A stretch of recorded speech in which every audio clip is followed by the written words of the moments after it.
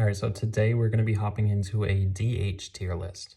Not gonna lie, I'm kind of running out of video ideas, so if you guys have any ideas, comment below and let me know what you guys are looking for. But anyways, like I said, we're going to be doing a DH tier list, and there are only 15 DHs on this list, so it's going to be a relatively short video today. But anyways, let's hop right into the rankings. All right, so first up here we have Austin Meadows. Now, Meadows is a really good player. He had a great season last year. I think Meadows is an all-star caliber DH. Next up here we have Andrew Vaughn. He is a pretty highly regarded prospect in the White Sox organization.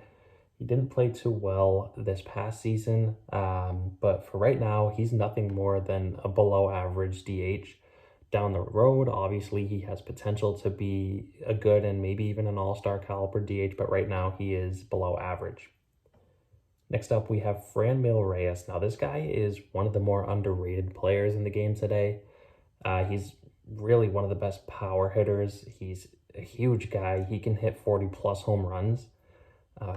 He's really close to an all-star. I don't think he's quite there, so I'm going to put him in the good category.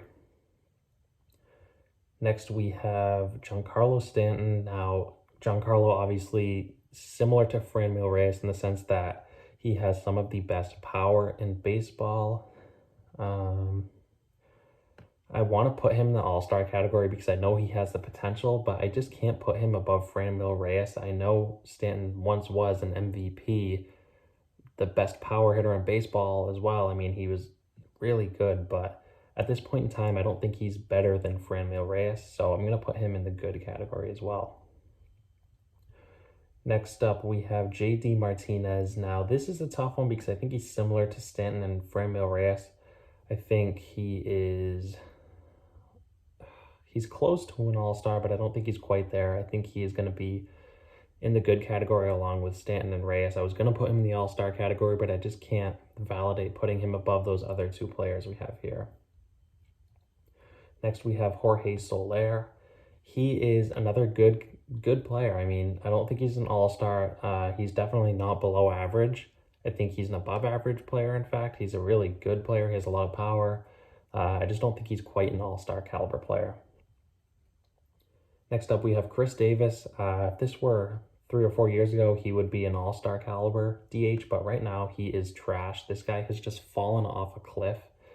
He's really just not the same player he once was, and when you look at him, he's heading into his mid-30s. I don't think he's ever going to get back to what he once was. Next up, we have Miguel Cabrera. This hurts me, but he's not a good player at this point in his career. Out of respect, I'm not going to put him in the trash category, but he is definitely not a good player at this day and age. Next up, we have Mitch Moreland. He had a couple good seasons a couple years ago, but that's not the same player he is today. I'm going to put him as well in the below average category. Next, we have Nelson Cruz. This is a tough one. I believe he's 41 years of age at this point. He's really getting up there in age, and people are just wondering if he's ever going to fall off. I can't put him in the all-star category. He is a really good DH. Like, you got to give the guy credit. 40-plus years of age, still hitting 30-plus home runs. I mean, it's very impressive what he's done the past couple seasons, but I can't put him in the all-star category, but he is a good DH. Next, we have Rowdy Tellez. He's a weird player. He has a lot of potential to hit like 30-plus home runs, and I feel like he could hit for a good average, but I don't think he's more than a below average DH in this.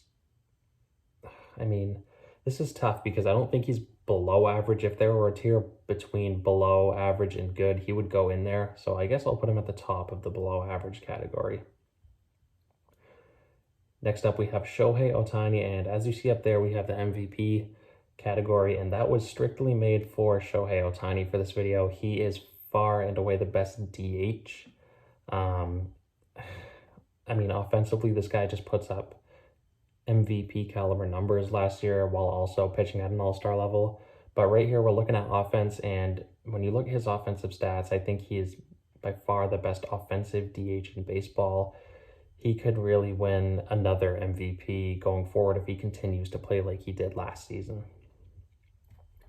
Next, we have Ty France, and he's the definition of a good DH. I'm not even sure if he is the DH. I thought he was a second baseman, but nonetheless, he is a good baseball player. He's not a very powerful player like most of the hitters on this list, but he is a very good player. He was a big contributor for Seattle last year, and going forward, I think he is going to continue to be a big piece in their lineup. Next, we have Trey Mancini, another good DH. He fits right in that category with the rest of these players here. He's a good player. I don't think he's quite an all-star, but definitely not a bad player at all. Next, we have Yordan Alvarez. Now, this one is tough. He is very good. I'm going to put him in the all-star category. I think he's a little bit better than the rest of the guys in the good category. He's right there with Austin Meadows in terms of being an all-star caliber DH. He, in my opinion, is one of the most underrated players in the game today because he's in such a stacked lineup in Houston. It seems to be that he's forgotten.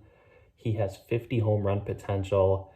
He's had a couple ankle surgeries, so he's never going to be great in terms of speed and ever going to really be a good defender. But when we're looking at the DH, you're strictly looking at offense, and I think Alvarez provides some of the best offense you're going to see from a DH in baseball today.